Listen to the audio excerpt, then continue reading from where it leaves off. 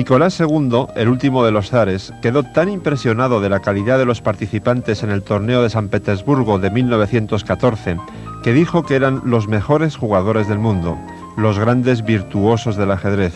Por ello, les concedió el título honorífico de grandes maestros del ajedrez. Después de la Segunda Guerra Mundial, la Federación Internacional de Ajedrez adoptó oficialmente la fórmula y estableció las normas para optar al título de Gran Maestro, que es la máxima categoría ajedrecística. Se consigue, por ejemplo, clasificándose para el torneo de candidatos al Campeonato del Mundo. También una victoria absoluta en el Campeonato del Mundo femenino significa el título para la ganadora. Y una victoria en el Campeonato Mundial Juvenil masculino asimismo supone la obtención del preciado título. De esta forma, consiguió ser gran maestro el indio Visvanathan Anand en 1988. Sin embargo, lo más frecuente es convertirse en gran maestro tras lograr 2 o 3 resultados brillantes durante 2 años, de acuerdo con unos baremos que valoran, sobre todo, la categoría media de los rivales en cada torneo. El ajedrez está cargado de símbolos que tienen mucho que ver con la conducta humana. Por ejemplo, la guerra. Los dos jugadores están al mando de ejércitos rivales y deben emplear a fondo su sentido de la estrategia para ganar una batalla silenciosa e incruenta. Esta es una de las razones por las que el ajedrez es tan popular en nuestros días, siendo más practicado que nunca. La popularidad del ajedrez se debe a varias razones. Otra de ellas es su escaso coste, ya que para jugar basta un tablero y unas piezas, y eso es barato. De ahí que haya podido arraigar incluso en países de economías pobres. Por otra parte, es un deporte individual que admite también el juego en equipo, y esa doble faceta permite la organización de muchos tipos de torneos, desde las competiciones locales hasta las Olimpiadas, que reúnen a 1 millar de jugadores de más de 100 países. Quizá otra razón de su éxito esté en el público.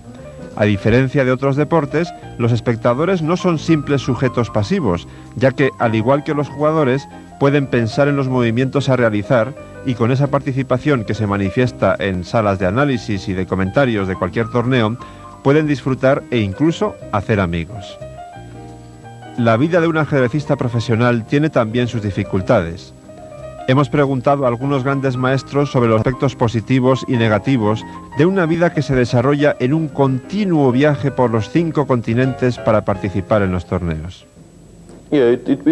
Sí, supone una tensión grande. Puede llegar a deprimirte y sentirte muy cansado y agotado. Te preguntas por qué lo estás haciendo, pero a pesar de eso, creo que es una vida buena. Es una buena forma de vivir. Yo creo que tener una independencia y una libertad que no la puedes tener en otra actividad, y porque básicamente es una actividad que te gusta.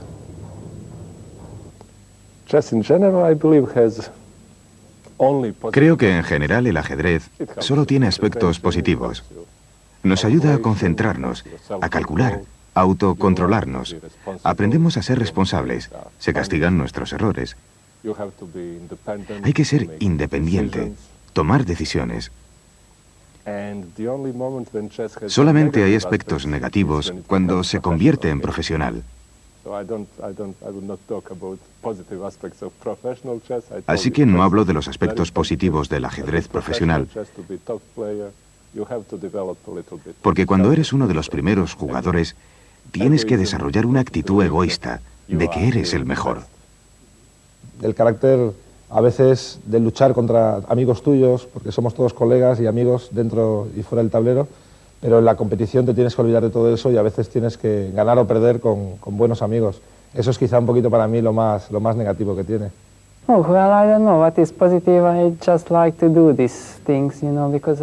A mí me hace muy feliz esta vida. Los torneos, sobre todo si eres un profesional y un gran maestro, tienes que superarte constantemente.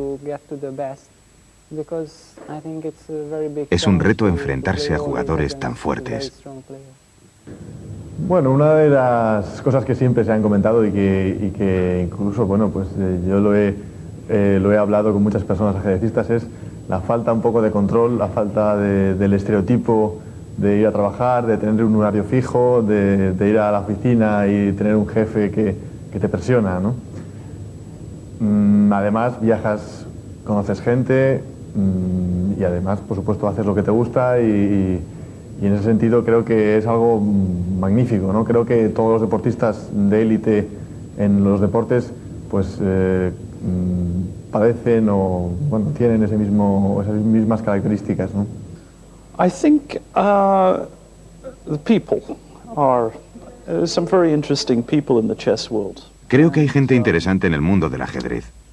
I enjoy traveling around. Me gusta viajar y encontrarme con esta gente con regularidad. Para mí esto es lo más agradable de ser un jugador de ajedrez. Pero con el ajedrez se ve que no hay diferencia entre gente, ¿no? Aunque alguien es negro, marrón, amarillo, ¿no? La vida de un ajedrecista tiene sus ventajas y sus inconvenientes, claro, pero a mí personalmente me gusta mucho porque tienes más libertad.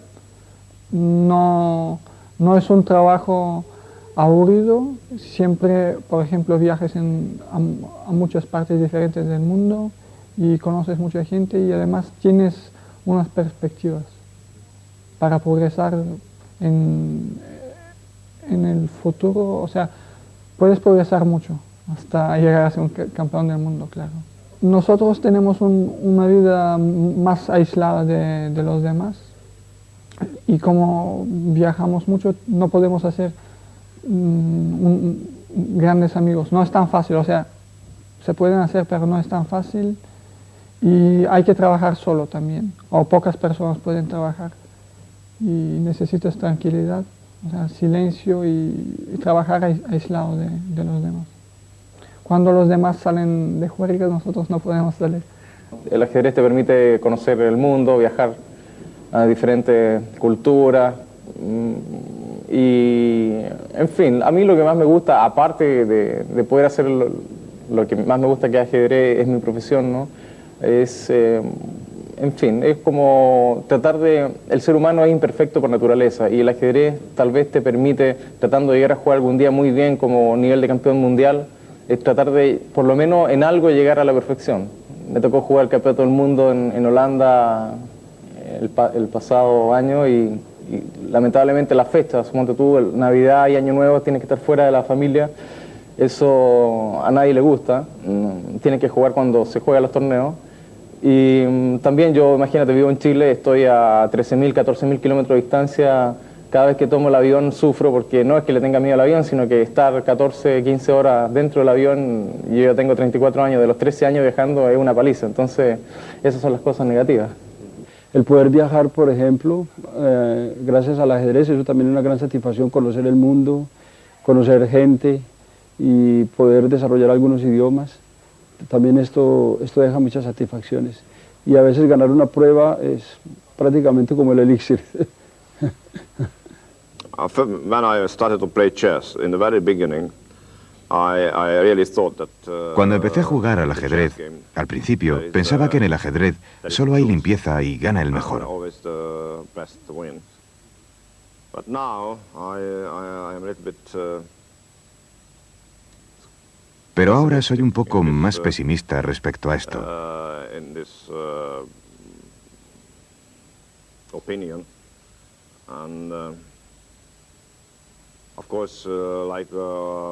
Y bueno, como otros jugadores, pienso mucho en el ajedrez y trato de describir los aspectos positivos y negativos del juego. Chess is a beautiful game, I think, and without chess, the human being would be very... El ajedrez es un juego muy bello. Y creo que con el ajedrez las personas seríamos más puras. Creo que es un gran invento de la especie humana.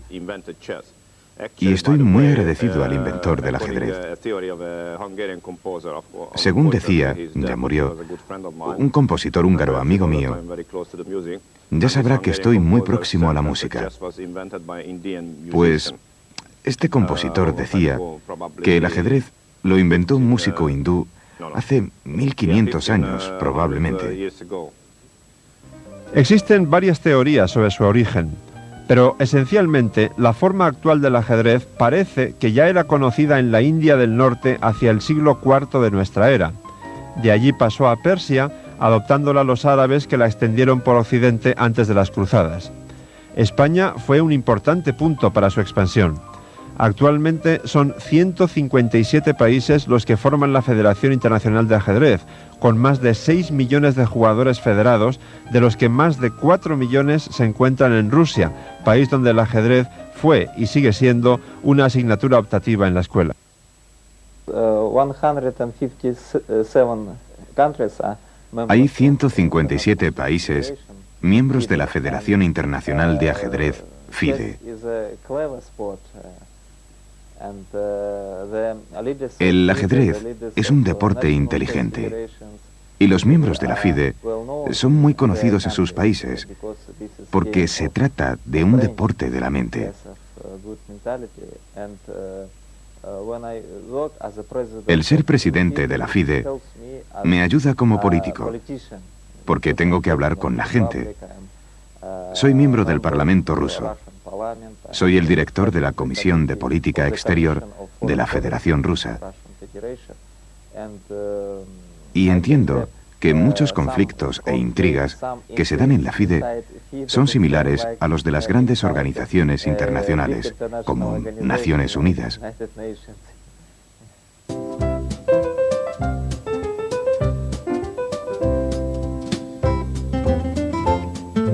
El peón pasado, aquel cuya trayectoria a la octava fila no se ve entorpecida por ningún peón adversario, ha decidido muchísimas partidas.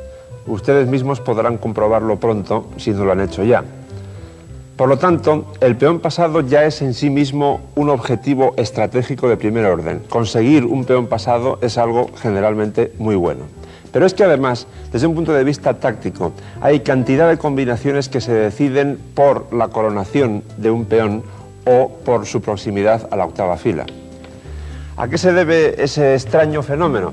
Bueno, en realidad no es nada extraño. Ustedes recordarán de cuando estudiaron el valor relativo de las piezas que un peón vale generalmente un punto. Pero claro, al llegar a la octava fila no es exagerado decir que multiplica su valor por 10. Normalmente se convierte en una dama y además esa nueva dama aparece de pronto en la octava fila donde generalmente ya está planteando amenazas muy serias. Vamos a empezar por una posición muy simple, pero que la he elegido porque se da con mucha frecuencia en partida viva, es decir, conviene mucho que ustedes la memoricen, la automaticen en su recámara mental. Como primer factor común a casi todas las posiciones con peón pasado, las negras están muy preocupadas, tienen que estar muy pendientes del peón pasado. Ahora bien, el peón pasado, al estar tan alejado de la retaguardia blanca en la séptima fila, tiene también una parte negativa, que es muy difícil de defender. Ese factor, en esta posición en concreto, es realmente clave, porque de hecho, si les tocara jugar a las negras, no tendrían ningún problema. Por ejemplo, con rey F7, el peón estaría simplemente perdido, y las negras habían resuelto todas sus preocupaciones. Eso quiere decir que las blancas tienen que afinar mucho, porque en principio podría pensarse en una jugada como esta, alfil B5, aprovechando que el caballo está atado a la defensa de la coronación del peón y por tanto no podría tomar el alfil. Sin embargo, las negras responderían simplemente con rey F7 y el peón estaría perdido. Bien, pero como hemos dicho, les toca jugar a las blancas que, si lo hacen con precisión, tienen la victoria en la mano, dando previamente un jaque en la casilla C4. Por razones que ya hemos explicado, no se puede tomar el alfil, por lo tanto solamente queda mover el rey. Y ahora hay dos maneras de ganar, las dos se basan en llevar el alfil a una casilla desde donde apoye la coronación del peón. Es decir, tanto alfil F7 como alfil B5 garantizan la victoria, en ambos casos no se puede tomar el alfil por mate en la octava fila al coronar, y en caso contrario, a la siguiente las blancas coronan y han ganado una pieza limpia. Es importante resaltar que cuando estamos calculando una variante que incluye la llegada de un peón a la séptima fila, conviene calcular con la mayor precisión posible, porque como ya hemos dicho, cuanto más alejados estén los peones de la retaguardia, más débiles son. Esa es la parte mala del peón pasado, alguna tenía que tener. Una explicación adicional de la tremenda fuerza de un peón pasado es que la posibilidad de que multiplique su valor por 10, como hemos dicho antes, nos otorga un enorme margen para poder sacrificar piezas con tal de que el peón llegue a coronar. Aquí tenemos un buen ejemplo.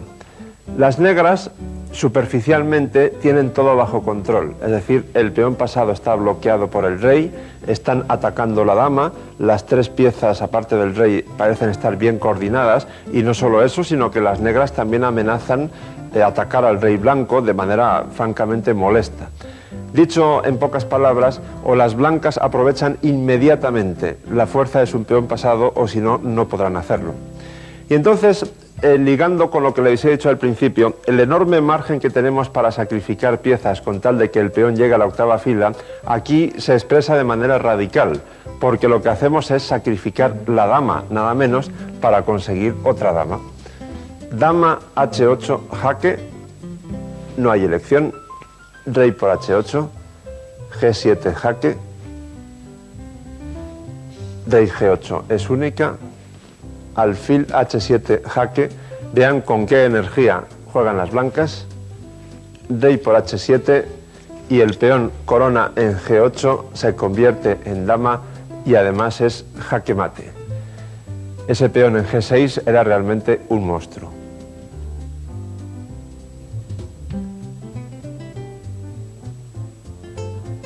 Cuando hablamos del peón pasado, estamos dando por sentado que el peón, al llegar a la octava fila, se va a transformar en una dama. Efectivamente, así ocurre más o menos en un 95% de los casos, pero hay otros en los que el peón se convierte en otra pieza distinta. Y aquí tenemos un ejemplo precioso. Como en el ejemplo anterior, las blancas tienen muy serias dificultades para convertir en victoria ese amenazante peón pasado en la séptima fila.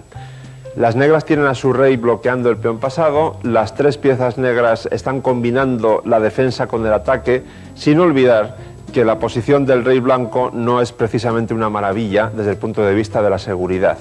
Por lo tanto, una vez más, hay que actuar con suma energía. Pero ¿cómo hacerlo? Les voy a dar dos pistas. Por una parte, este rey está protegiendo al mismo tiempo aquel peón de A7 y también la casilla C8.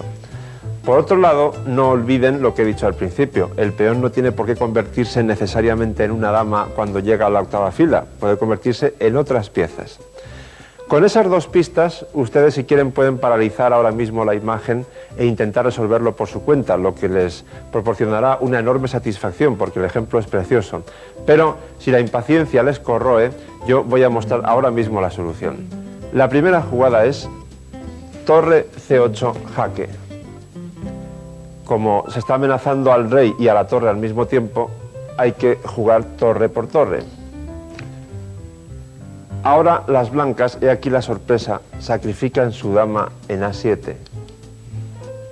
Dama por A7 jaque, evidentemente rey por A7, y aquí está el gran secreto de toda la combinación. Las blancas toman la torre con el peón, pero coronando un caballo. Dan jaque al rey, el rey tiene que mover a cualquier casilla, caballo por, y este final está completamente ganado. Caballo y dos peones pasados apoyados por el rey contra el alfil es una victoria segura. Y este era un ejemplo precioso que nos lleva a recordar de nuevo, nos parece el momento oportuno, al inolvidable François-André d'Anican-Philidor, considerado como el mejor del mundo a finales del siglo XVIII, cuando dijo aquello de los peones son el alma del ajedrez.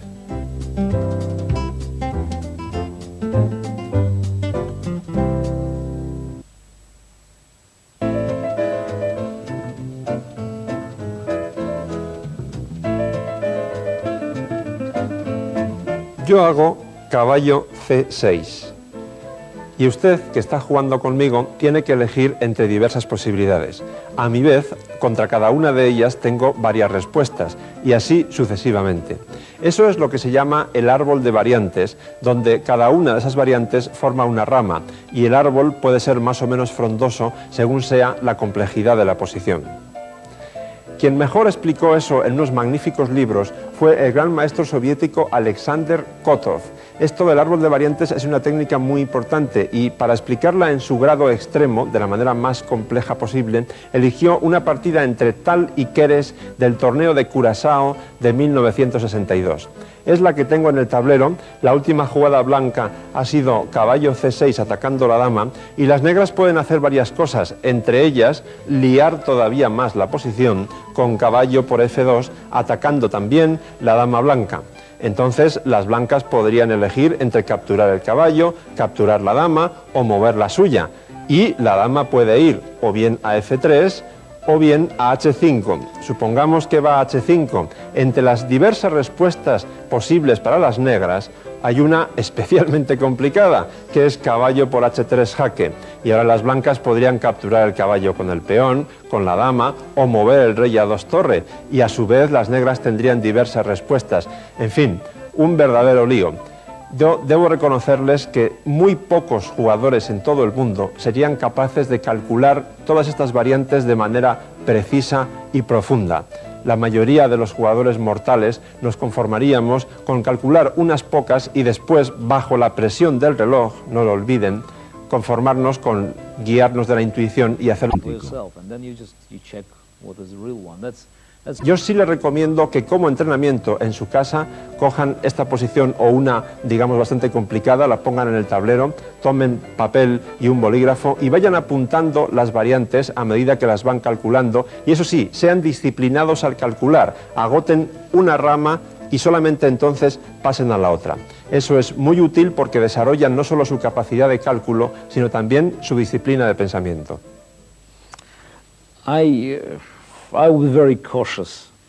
Soy muy cauto a la hora de defender una teoría frente a otra,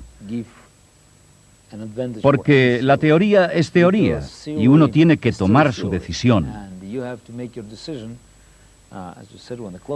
El reloj está corriendo y estás bajo la presión de estar en un torneo o de una partida determinada.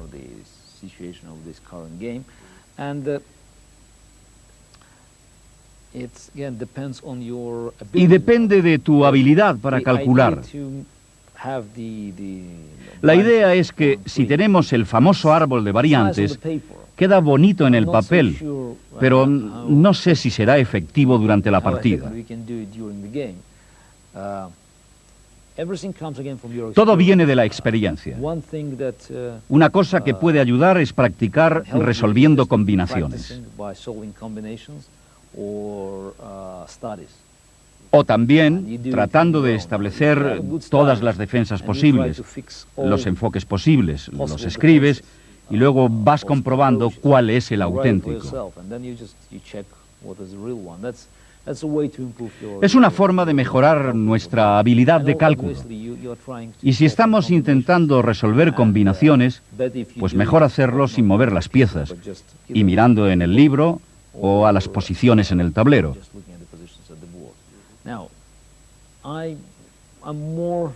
Yo soy más partidario de las pruebas prácticas que de teorizar con bonitas imágenes que pueden ser útiles, pero en mi opinión es demasiado complicado para ser cierto.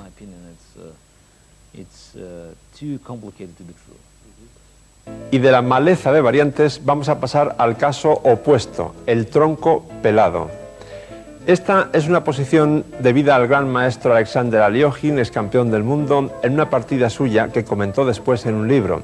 Y entre sus comentarios dice que en esta posición hizo el cálculo de la mayor combinación de su carrera, nada menos que 20 jugadas de golpe. Eso es posible porque la variante principal es rectilínea, prácticamente no hay subvariantes. La primera jugada es dama D7 jaque, rey G2, coronan igual a dama, por lo tanto hay que entregar la torre, torre por dama, dama por torre, dama por C4, jaque, torre F7, y ahora las blancas tienen este recurso, entregar el alfil de C1, tomando primero en B4, dama por C1, porque después de dama B8 jaque, torre F8, F7 jaque, un bonito recurso, hay que jugar rey por F7, y ahora G6 jaque.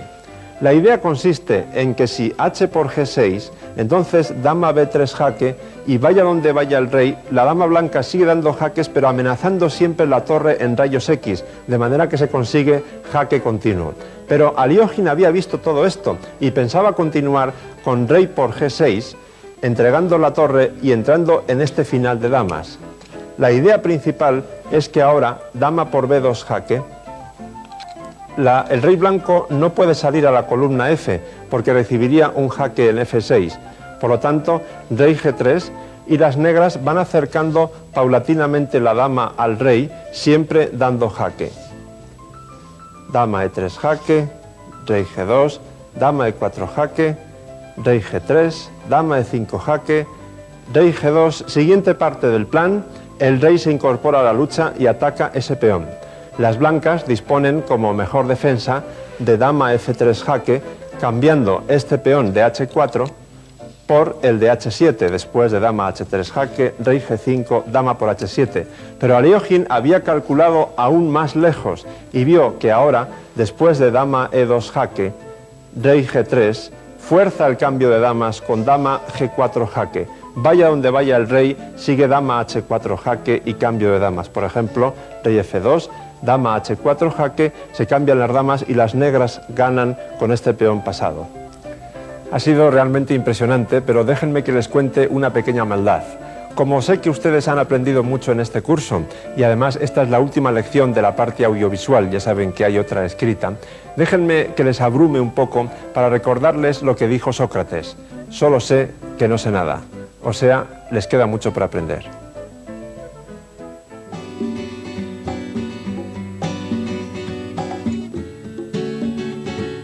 He pensado que estas piezas tan hermosas son las más adecuadas para ilustrar nuestro deleite con el juego del mago de Riga, el añorado Mikhail Tal, sin duda alguna uno de los mejores jugadores de todos los tiempos. La partida se disputó en el torneo interzonal, que quiere decir clasificatorio para el Campeonato del Mundo, celebrado en Ámsterdam en 1964. Mikhail Tal tenía las piezas blancas contra el gran maestro búlgaro Tringov. Y fue una de las muchas partidas interesantes, brillantes, que nos dejó Tal en aquella época. Debe recordarse que Tal estaba tocado, supuestamente, por su derrota en el encuentro de revancha por el título mundial ante Mikhail Botvinnik en 1961. Esta partida se jugó en el 64. Pero, curiosamente, buena parte de los mejores resultados de Tal y sobre todo sus partidas más brillantes se producen entre el 63 y el 65. Sin ir más lejos, Tal compartió el primer puesto en ese torneo interzonal de 1964 y produjo varias partidas brillantes, no solamente esta. No es difícil adivinar la primera jugada de Mikhail Tal con las blancas.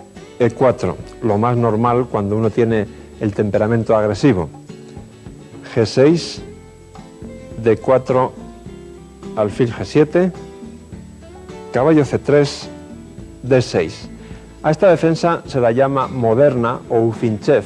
Se diferencia de la defensa Pirc en que las negras difieren un poco el desarrollo del caballo, que ahora está en G8. Caballo F3, C6 y alfil G5. Una jugada molesta, aunque en realidad no amenaza nada. La idea consiste en que si las negras dejan que la mano juegue la primera intención, que es H6, entonces simplemente alfil E3, y la idea es después dama D2, con el fin de dificultar que las negras puedan enrocar por ahí. O sea que estábamos en alfil G5, a la que, por supuesto, se puede jugar perfectamente caballo F6, pero aquí hay un matiz, digamos, psicológico. Si se juega caballo F6, da la impresión como que las blancas ya han justificado ese movimiento del alfil a G5. Entonces Tringov optó por jugar dama B6, por aquello de ser original, digamos. Y Tal contesta con el famoso sacrificio del peón envenenado en B2, que Tringov no dudó en comer. En realidad, este sacrificio es a largo plazo, no pasa nada inmediatamente, no se pierde nada, pero las negras van a quedar muy retrasadas en el desarrollo. Torre B1, dama A3, alfil C4 y ahora dama A5. Hay que resaltar que B5 sería muy mala porque seguiría caballo por B5, C por B5, alfil D5 y no hay forma de defender esa torre que está en A8. Por lo tanto, dama A5, vuelta hacia atrás, enroque y E6. Hagamos un pequeño alto en el camino para simplemente contar los tiempos de desarrollo de ambos bandos. Mientras las blancas tienen su desarrollo prácticamente terminado, solamente queda movilizar la torre que ahora está en F1, las negras solamente tienen su alfil activo en G7 y la dama en A5, que en realidad, como han visto, constituye más problemas que otra cosa y la han movido ya varias veces en las jugadas que llevamos. Torre Fe1, completando el desarrollo, como digo, A6. Esta jugada es muy criticable porque es un lujo que las negras no se deben permitir. Ya era hora de completar el desarrollo cuanto antes porque ya va a ser demasiado tarde a partir de ahora. ¿Qué hay que hacer en una posición con tanta ventaja de desarrollo? Abrirla.